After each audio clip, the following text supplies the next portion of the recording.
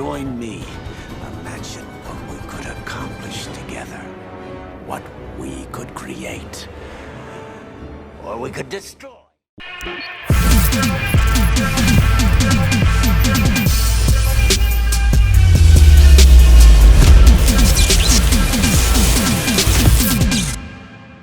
What is going on, you guys? Mr. Per here, back again with another really requested fan fiction, and in today's video we are going to be talking about what if events went differently.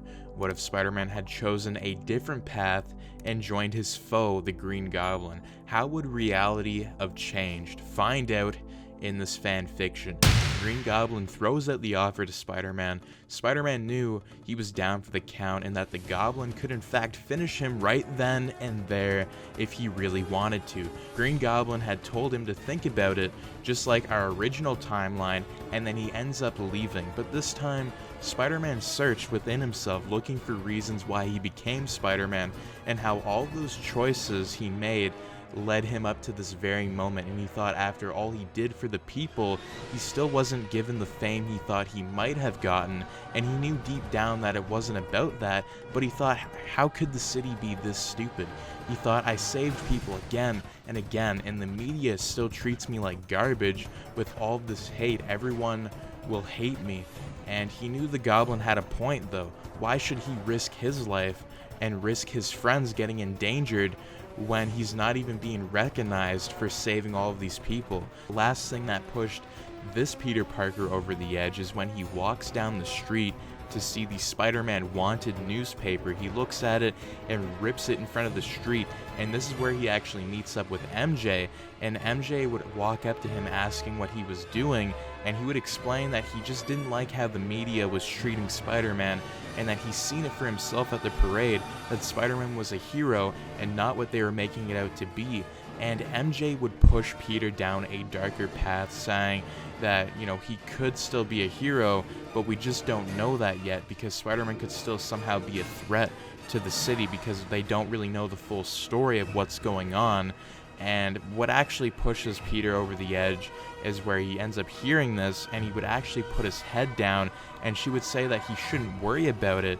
But Peter knew in the back of his head, after everything he did during the parade, it meant nothing to her. Peter would talk like the original timeline, and then they would actually part ways. Peter would be very angry and change into his costume and climb up a wall. He would hear screaming, and it was MJ. A gang of people jumped her in the alleyway like the original timeline. Spider-Man was far away from it, but he made it in time, or that is what he thought. A thug would threaten MJ, and he would be so scared of Spider-Man that the gun he had pointed at MJ would actually go off, killing MJ in the alleyway. The thug would run, and Spider-Man would scream, "No, what have you done?"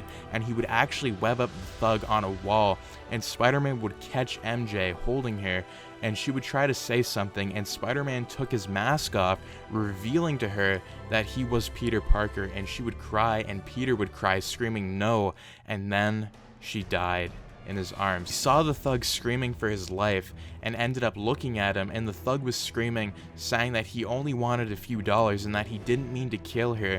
And Spider-Man would then look to see a crowd of people looking at him, and somebody would actually take a picture saying Spider-Man killed that lady, and panic would be in the streets. People would start running. Spider-Man would put his mask on in anger, and he would look at the thug saying, "Look at what you did." He said, "Please, no, please, no," and Spider-Man would see him trying to crawl for his life. Spider-Man used his web to pull the thug towards him, and Spider-Man put one fist out, breaking the guy's nose, and then he heard something. And he heard something in his head. It was the Goblin's offer. He knew what he needed to do, and he thought he had to do the right thing, and Spider-Man would grab the thug by his neck, and he would get revenge for MJ, and he snapped the guy's neck in the alleyway. He was dead. The other thugs would wake up, and they actually would look at this, and they could see their best friend dead on the ground, and they could see the girl that was dead on the ground, lifeless. Spider-Man asked them and said, where were they going? And Spider-Man took both thugs and lifted them up in the air, and then he could actually hear cops coming. He said, "You guys are lucky," and then he ends up freeing them. But what happens? is that Spider-Man uses his web and he takes the gun that the thug actually had to kill MJ. And both the thugs, they think that they're free, but they're not free. And Spider-Man ends up shooting them 2 times in the back, leaving them for dead for the cops. He would take one look at MJ and he would start crying so much that he had to take his mask off because he couldn't see because there were so many tears. Norman would be at home drinking to hear the breaking news story about Spider-Man had killed criminals in an alleyway, and they would say it's unclear at this time if he ended up killing the girl, and the police are still investigating. And they would actually reveal that it was Mary Jane Watson that had sadly been killed, and Norman would hear this and he would hear a drop, and it was Harry. He started crying, saying that MJ was his girlfriend, and Norman would pick up Harry and kind of like drag him onto the couch, and he would actually comfort him, and then he would look at the TV again and he would smile. So in this timeline, Aunt May does not have a Thanksgiving dinner, and they would actually be watching MJ being buried in a casket. Harry would be crying, and Peter would not attend the funeral. He would be on top of a large building just crying, telling himself he wasn't quick enough, and he said it was all his fault that Uncle Ben died, and now it's all his fault that Mary Jane ended up dying. Peter would take his suit and throw it in the garbage, just kind of like Spider-Man 2, and he would quit. And the Daily Bugle would have a newspaper saying Menace quits for good, ? Now in this timeline, let's make some stuff clear. Green Goblin has not re-offered Spider-Man the deal to join him, so the burning building was not set on fire, and Spider-Man has actually not declined the offer so far. Norman would be mad, saying Spider-Man just can't quit after his little girlfriend's death. He must come back out of the shadows, and he starts laughing, saying, I will make him come out of the shadows.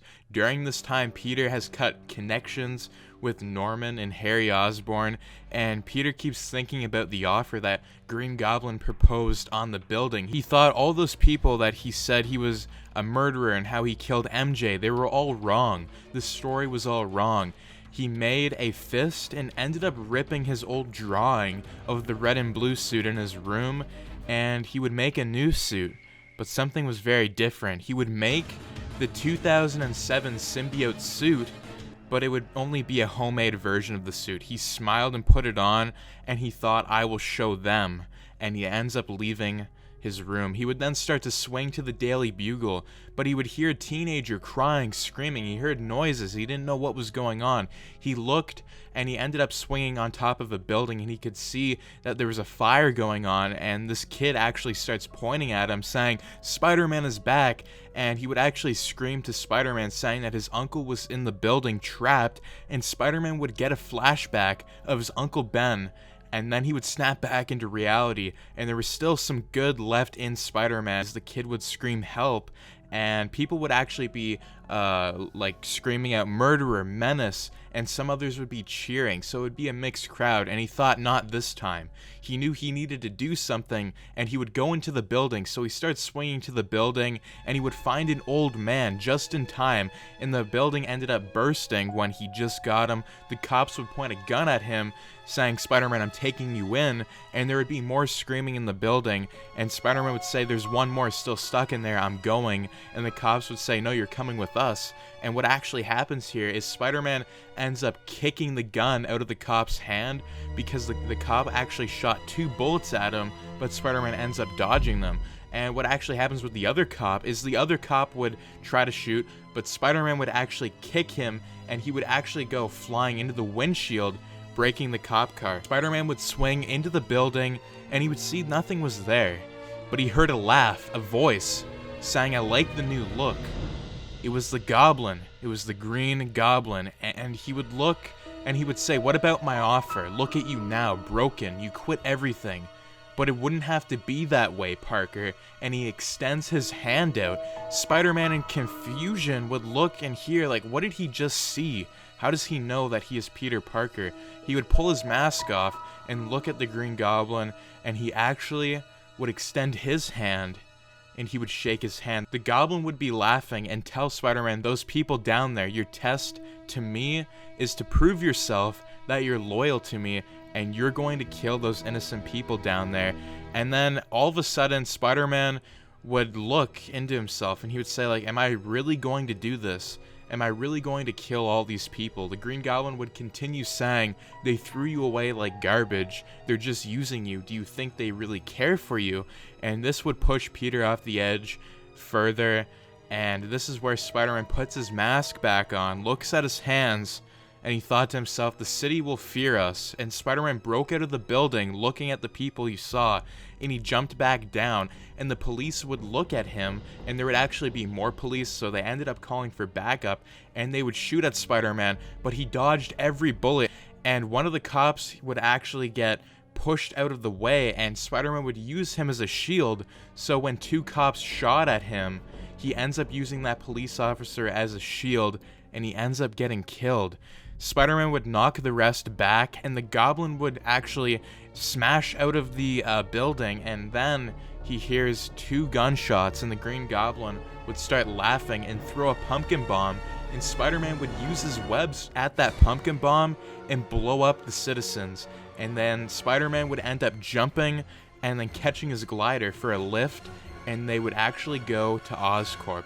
Now, the Green Goblin is taking his glider apart, he's fixing things, and what happens here is the Green Goblin would turn to him and say that you made the right choice, Spider-Man, and that he was Norman Osborn, and he would take his mask off and reveal himself, and Peter couldn't believe his eyes, he couldn't believe what they were in for, and that's where we're going to end part 1 of what if Spider-Man ended up joining the Green Goblin. So this is a crazy what if. Now, I do want to say this is really far-fetched because we have Spider-Man actually killing criminals. It's very dark, but I feel like if he ended up joining him, I feel like something like this really would have happened. So anyways, let me know your thoughts on this. Do make sure to subscribe, like, share, and turn your notifications on. But anyways, as always, peace out.